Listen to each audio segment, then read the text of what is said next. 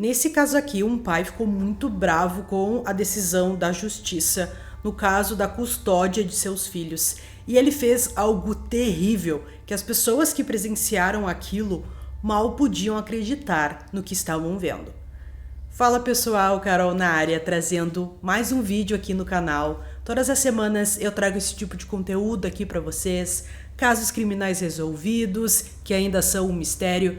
Então se você gosta, já se inscreve aqui no canal, deixa um like nesse vídeo, isso é muito importante, ajuda muito aqui o canal a crescer cada vez mais.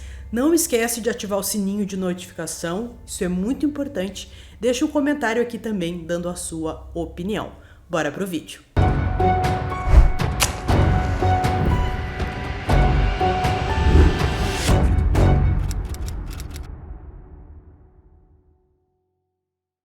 Arthur Freeman nasceu em algum momento do ano de 1972 e estudou ciência da computação na Universidade Deakin na década de 1990.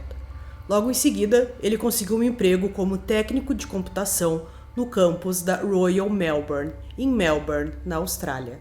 Em 1998, ele conheceu uma jovem chamada Peta Barnes, uma representante de recursos humanos que estava iniciando sua carreira. Rapidamente, os dois começaram um relacionamento e foram morar juntos.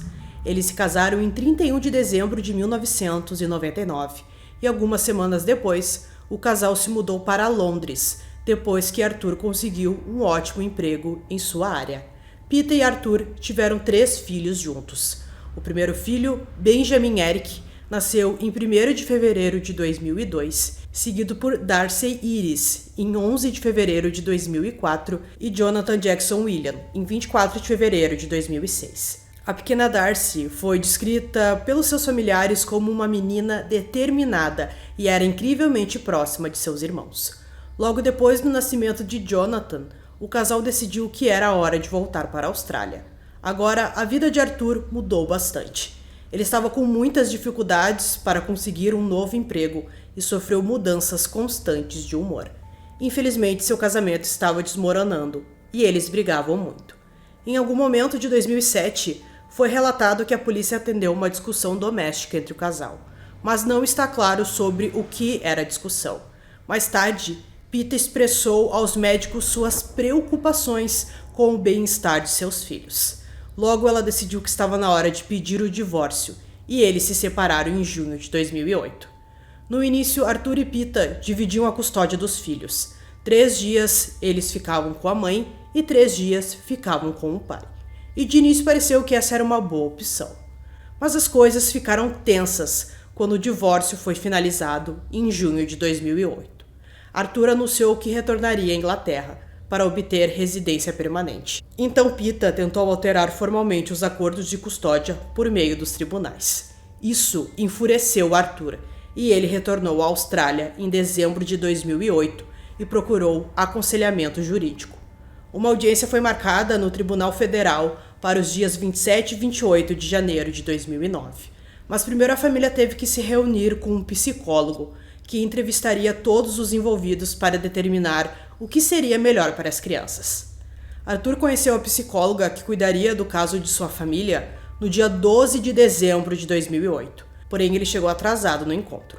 Ele também interrompeu quando outros membros da família estavam sendo entrevistados, e a psicóloga disse mais tarde: "Isso fez com que as crianças ficassem mais angustiadas do que precisavam.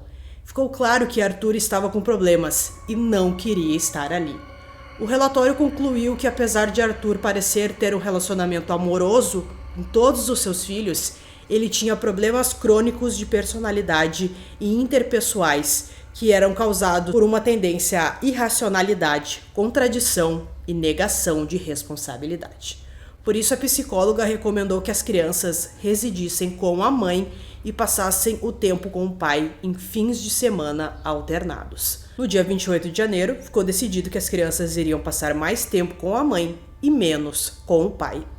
Após o processo judicial, Arthur Freeman voltou para a casa dos pais com as crianças, já que era seu dia de ficar com elas, e expressou sua decepção com o resultado à sua mãe Norma e ao seu pai Peter. Na casa dos pais, ele contou ao Peter que sentia que precisava justificar seu direito de ser pai e que se sentiu oprimido pela psicóloga envolvida no processo judicial. Ele disse que a abordagem não o levou a lugar nenhum e que ele havia perdido tudo. Arthur sentia que estava sempre tentando justificar seu direito de ser pai contra ataques contínuos, disse seu pai. Mais tarde naquela noite, Pita ligou para Arthur pedindo para falar com as crianças, mas ele disse que faria com que ligasse na manhã seguinte, a caminho do primeiro dia de aula de Darcy. Aproximadamente às 9h15 do dia 29 de janeiro, Arthur deixou a casa de seus pais com seus filhos e voltou para Melbourne. Antes de Arthur ir embora, seu pai perguntou se ele queria que o acompanhasse, pois percebeu que o Arthur estava claramente chateado após a notícia da custódia que havia recebido no dia anterior. Arthur disse que não e partiu com seus filhos sentados no banco de trás do seu Toyota branco, fazendo a viagem de 130 quilômetros de volta a Melbourne. Era o primeiro dia de volta às aulas do Ben, que estava com 6 anos, depois das férias de verão, e era a primeira vez que Darcy, de 4 anos, estava na escola, e ela estava muito animada. Ficou combinado que o Arthur encontraria a Pita nos portões ali da escola, já que ela estava com o uniforme da Darcy. Então o Arthur seguiu viagem ali, seus filhos estavam brincando, se divertindo no banco de trás. Durante a viagem, Arthur fez uma série de ligações. Primeiro, ligou para a irmã e disse que estava preocupado porque eles se atrasariam para o primeiro dia de aula de Darcy. Ele então ligou para uma amiga próxima no Reino Unido, chamada Elizabeth Lam, e falou sobre seus medos de perder os filhos, sobre se sentir impotente e sobre o fato de haver muitas mulheres furiosas nos tribunais que não apoiavam muito os pais. Ele disse a ela que buscaria uma custódia maior na justiça, mas a ligação foi encerrada quando a bateria do telefone de Elizabeth acabou. Às 8h54, Pita ligou para ele, expressando sua preocupação pelo atraso de Darcy na escola. Enquanto dirigia em direção a Westgate Bridge, Arthur disse a Pita por telefone: "Diga adeus aos seus filhos." Ele então desligou o telefone e dirigiu até o topo da ponte. Em seguida, ele estacionou seu carro na faixa de parada de emergência e ligou o pisca-alerta. Ele saiu do veículo, tirou a filha do banco de trás, carregou-a até a grade e a jogou 58 metros na água. Era um horário de pico para os passageiros, então muitas pessoas testemunharam essa cena perturbadora e muitas até chamaram a polícia. As pessoas que viram tudo aquilo mal conseguiam falar no telefone porque não acreditavam no que tinham visto. Arthur então voltou para o veículo e foi embora, com seus 2 filhos sentados no banco de trás, completamente incrédulos e atordoados com o que o pai tinha acabado de fazer. As crianças viram toda a cena. Enquanto Arthur dirigia pela ponte, Ben disse repetidamente ao pai para voltar e buscar Darcy, porque ela não sabia nadar. Arthur parou o carro uma vez, mas depois mudou de ideia e continuou dirigindo e foi embora, deixando sua filha para trás, que sem que ele soubesse, havia sobrevivido à queda e estava lutando pela vida. Os operadores que receberam a ligação do público não conseguiam acreditar no que estavam ouvindo e esperavam que aquilo não fosse verdade e que talvez alguém tivesse jogado uma boneca da ponte. Mas quando a polícia chegou no local, a tragédia foi confirmada e um barco da polícia retirou Darcy, de 4 anos, da água. Ela estava lá 15 minutos e, incrivelmente, ainda estava viva. Os paramédicos rapidamente entraram em ação para reanimá-la. Às 10h30, Arthur parou no Tribunal de Justiça da Comunidade Britânica e então entrou com seus 2 filhos. Atendendo a um chamado da polícia, o policial Sean Hill foi ao tribunal atrás de Arthur. O policial alcançou ele e perguntou o que tinha acontecido. Ele apenas respondeu: "Leve-me embora." Imediatamente, os conselheiros tomaram a custódia dos 2 meninos e ele foi entregue à polícia. Arthur parecia estar catatônico, sem reação e estava tremendo. Um médico forense confirmou que ele não estava apto para dar o seu depoimento naquele momento. Então, ele foi preso em seguida. Enquanto Arthur estava sob custódia, sua filha foi levada para um hospital para tratamento intensivo, pois apresentava hematomas, ferimentos internos graves e lesões cerebrais.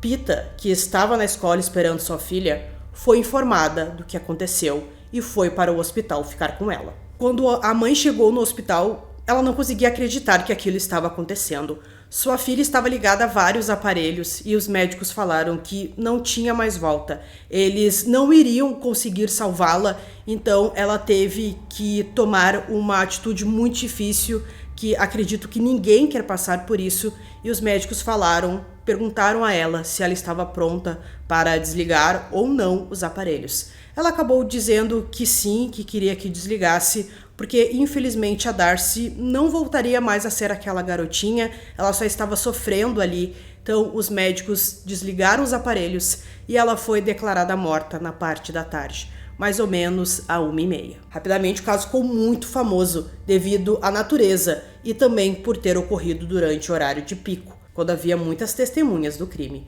Arthur tornou esse assassinato público e envolveu muitas testemunhas, incluindo os 2 irmãos de Darcy, que assistiram tudo de dentro do carro. Muitos psicólogos se envolveram e tentaram descobrir se Arthur tinha algum transtorno psicológico. 2 anos depois, ele foi a julgamento e se declarou inocente. Arthur Freeman compareceu ao tribunal e permaneceu sentado no banco dos réus, sem expressão, enquanto as evidências eram apresentadas contra ele. O procurador-chefe, Gavin Silbert, disse que ele tinha a aparência de um monge louco, semelhante à de Rasputin, um homem que ficou conhecido como o monge louco da Rússia. Os advogados de Arthur alegaram que ele estava se dissociando e que suas ações eram devido a uma doença mental. Eles alegaram que ele a jogou da ponte sem pensar 2 vezes.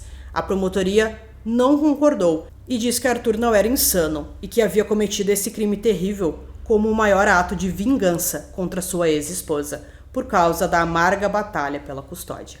Eles disseram que 6 psicólogos avaliaram o caso e que 5 dos 6 concordaram que Arthur sabia o que era certo e o que era errado naquele momento e que ele sabia o que estava fazendo.